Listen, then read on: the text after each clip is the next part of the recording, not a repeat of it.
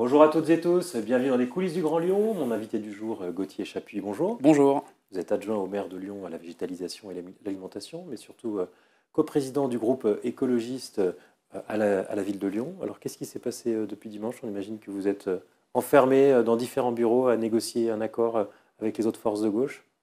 D'abord, effectivement, rappeler le contexte. L'extrême droite qui arrive en tête aux élections européennes, qui fait un score historique, inquiétant par le projet qu'il porte. Un président de la République qui joue aux apprentis sorciers en demandant la dissolution de l'Assemblée nationale.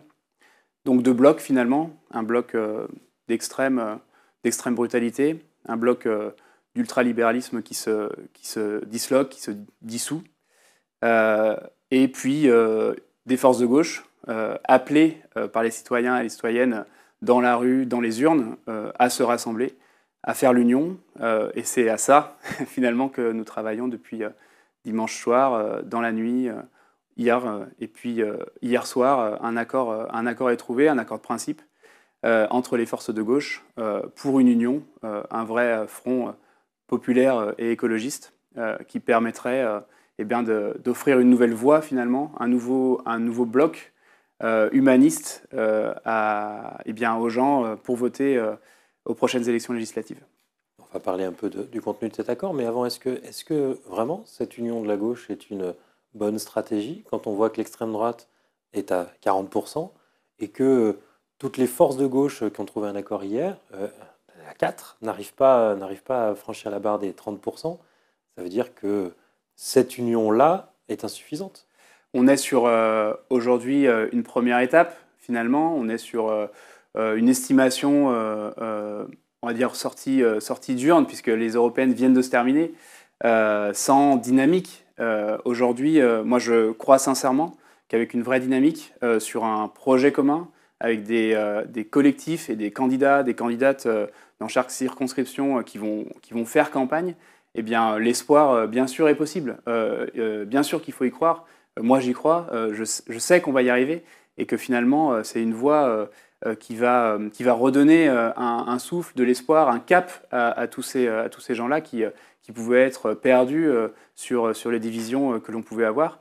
Donc voilà, c'est une première étape. Le chemin commence maintenant. On est en campagne aujourd'hui. J'invite d'ailleurs tous et toutes qui croient à cette union-là et à cette voie-là, à nous rejoindre, voilà, à venir dans nos locaux, faire campagne, nous rejoindre dans cette dynamique-là et offrir en juillet prochain une alternative à un gouvernement ultralibéral et à un gouvernement potentiel d'extrême droite.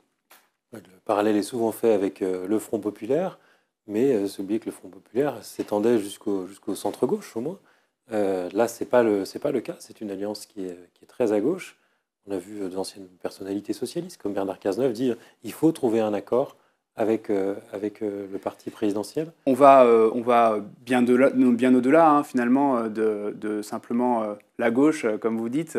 Il y a effectivement le Parti communiste, le Parti socialiste, les écologistes, bien sûr, la France insoumise, tout un tas d'autres partis et de dynamiques de gauche. Je ne crois pas aujourd'hui que le gouvernement soit à gauche. Ils l'ont encore prouvé par les lois qu'ils ont passées, sur les réformes qu'ils ont faites, les réformes sociales, de casse sociale qu'ils ont faites. Donc je ne crois pas aujourd'hui au mirage encore d'un Emmanuel Macron et d'un gouvernement de gauche, bien au contraire. Donc aller jusque-là, ça serait aller finalement jusqu'à la droite. Et dans ce cas-là, on ne parle plus du front populaire, on parle d'autre chose, et c'est en tout cas pas ce que l'on souhaite. Est-ce que vous allez chercher une candidature peut-être pour un poste de Premier ministre susceptible d'élargir un peu votre spectre, un peu sur le centre-gauche? On a entendu hier la proposition de Laurent Berger, par exemple. C'est bien déjà qu'il y ait des propositions. Ça montre qu'on est dans une dynamique où on se projette. Et c'est ça qui va faire la dynamique aussi dans les urnes. Vraiment de se projeter vers un nouvel espoir, un nouveau projet. Comme on a su le construire localement, à la ville comme à la métropole, on est dans des alliances plurielles qui vont bien au-delà des partis d'ailleurs. Hein. Et c'est ça qui est sain, c'est ça qui redonne confiance, qui redonne espoir aux gens d'aller voter. Qui fait retourner les gens aux urnes et qui lutte contre l'abstention aussi, c'est le projet puis les collectifs, et enfin les candidats et les candidates. Aujourd'hui, on est sur la première étape, vraiment l'accord de principe, qui lance la dynamique.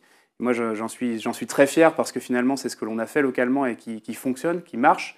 On voit que quand on est au pouvoir, eh bien, on passe des réformes qui changent le territoire, que ce soit le revenu solidaire jeunesse, que ce soit le bio local dans les cantines, l'investissement massif dans les transports en commun et la tarification sociale. Voilà, c'est tout ça en fait que maintenant il faut qu'on porte au niveau national.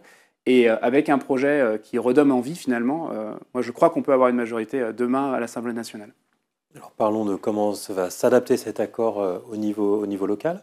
À l'échelle lyonnaise, Ouais, vous avez 3 députés sortants dans votre... Enfin, vous aviez 4 candidatures, 3 écologistes, une tout à fait. LFI, 2 députés sortants, mais un, Hubert Julien-Laferrière, qui ne se représentera plus. Hmm. Quel va être le candidat investi pour lui succéder? Le projet, les collectifs, les candidats. Et il faut respecter cet ordre-là si on veut avoir vraiment une dynamique et ne pas les inverser. Il On vous n'est reste pas 2 jours pour nommer les candidats. Tout est possible. Regardez ce qu'on a fait en 2 jours. Donc il nous reste finalement encore beaucoup de temps. Il faut aller effectivement vite, bien sûr, puisque les dépôts de candidature commencent mercredi jusqu'à dimanche, je crois, mais sans se précipiter. En fait, on le doit aussi, c'est les citoyens et les citoyennes qui nous obligent à faire ces choix-là en responsabilité. Cet accord, c'est un accord logique, mais fait en responsabilité. Et il faut suivre ce processus maintenant et ne pas griller les étapes Mais pour garder cette qu'est-ce qui est dynamique-là. prévu dans l'accord? C'est-à-dire que vous reprenez les bases de votre accord NUPES de 2022? Tout à fait. L'accord, il est basé sur 2022. Sur Et les mêmes rapports de force? bien sûr qu'il y aura une mise à jour, j'allais dire, à la marge et des ajustements vis-à-vis des résultats incontestables des européennes là qui se sont passées dimanche dernier. Ajustement à la marge, ça veut dire que, quoi qu'il arrive, ce sera LFI la principale force de cette majorité, enfin, de ce groupe de gauche qui a vocation à être majoritaire.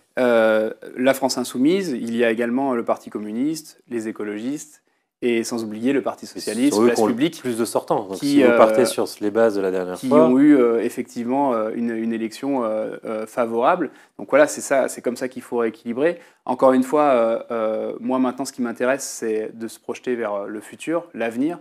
Et l'avenir, aujourd'hui, il s'écrit vraiment de manière collective. On parle de front populaire, donc tous ensemble. On est maintenant tous ensemble. Et c'est des candidats et des candidates qui représenteront cette union avant tout, en fait, qui seront placés dans les circonscriptions. et dans la deuxième circonscription, il y en a plusieurs déjà qui se sont déclarés. C'est le cas de Nathalie Perrin-Gilbert, ça peut être elle? Moi, Alors que vous venez de l'exclure de... je vois son poste d'adjoint à la avec culture. intérêt les uns, les unes sortir par, on va dire, ambition assez individualiste sur cette circonscription qui est effectivement favorable, hein, il ne faut pas se le cacher. Mais encore une fois, si on veut respecter les électeurs et les électrices sur cette élection, mais comme toutes les autres, d'abord le projet, ensuite le collectif qui choisit des candidats et des candidates qui les représentent et qui portent le projet. Si on ne franchit pas ces étapes dans cet ordre-là, on va forcément vers la catastrophe. Donc, les unes s'adressaient à la fois à Nathalie Perrin-Gilbert, mais aussi à Yasmine Boga, qui a déclaré ses intentions hier, ou à Sandrine Runel, dont on parle aussi. Alors, Sandrine Runel, effectivement, a été candidate officielle, on va dire, dans la presse. Je ne crois pas que Yasmine Bouaga, qui est maire du 1er arrondissement, soit officiellement candidate. En tout cas, si cette Elle s'est circonscription-là... entourée de différentes forces de Et c'est très bien. l'arrondissement hier soir. Et c'est très bien. On était effectivement tous et toutes ensemble. Il n'y avait pas que Yasmine. Il y avait une vingtaine, une trentaine de personnes. C'était une première, rendez-vous compte, une première depuis très longtemps que les partis de gauche sur cette circonscription-là se regroupaient et échangeaient. Donc en fait, c'était plutôt un lancement d'une sorte de comité de campagne, sans candidats et candidates déclarés à l'heure. Mais encore une fois, moi, ça me réjouit. Ça montre qu'il y a une vraie dynamique, qu'il y a un vrai collectif et qu'on choisira le candidat ou la candidate de manière saine et encore une fois humble pour porter ce projet-là commun.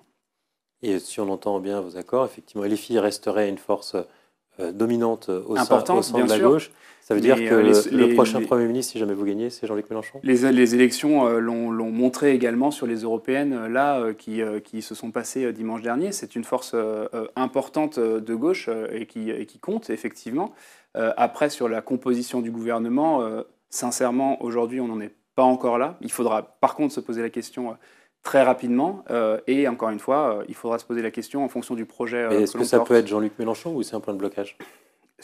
Honnêtement, suis pas décisionnaire dans ce choix-là, donc on verra ce qu'il est amené. Encore une fois, Au sein de projet, votre majorité collectif, à la candidat. métropole, ça peut être un point de blocage, notamment Hélène Geoffroy, qui a déjà déclaré toute son opposition à Jean-Luc Mélenchon. Oui, ce qui est important, et vu l'urgence de la situation, c'est de se mettre d'accord sur ce qui nous lie, sur quoi on est d'accord. Vraiment, c'est ça le plus important. Et c'est comme ça qu'on franchira les étapes et qu'on arrivera à la victoire. Donc, les soucis de personne, j'allais dire, doivent passer après le projet commun qu'il faut qu'on porte. Ces 5, ces 10 mesures phares qu'il faut pour la France aujourd'hui pour faire donner un espoir finalement aux gens qui vont aller voter ces dimanches-là de juin et de juillet, pour qu'enfin un gouvernement qui respecte les droits sociaux, environnementaux, qui repense la démocratie dans notre pays, eh bien soit au pouvoir. Gauthier Chapuis, je vous remercie. Merci à vous. Et puis moi, je vous dis à demain pour une nouvelle émission des coulisses du Grand Lyon.